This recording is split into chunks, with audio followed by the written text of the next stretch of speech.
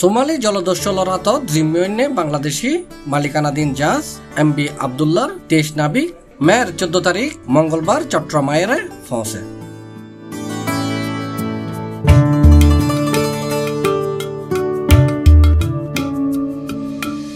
MV Abdullah জাহাজর 23 নাবিকুরে শুভেচ্ছা ও অভিনন্দন জানায় গ্রহণ করছি চট্টগ্রামর সিটি মেয়র বীর মুক্তিযোদ্ধা মোহাম্মদ রেজাউল করিম চৌধুরী।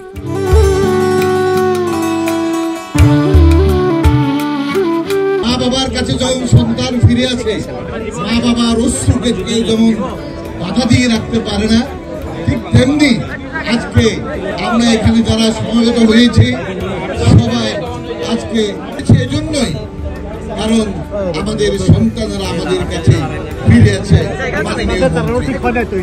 আল্লাহর কাছে সর্বশেষ আর কিছু বলতে চাই না, তাদের সুস্থতা কামনা করি। এই সময় নাবিকলার পরিবার লইও কুশলাদি বিনিময় করছে চট্টগ্রাম সিটি মেয়র।